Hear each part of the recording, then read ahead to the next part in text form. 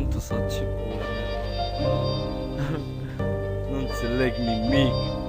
Chiar nimic.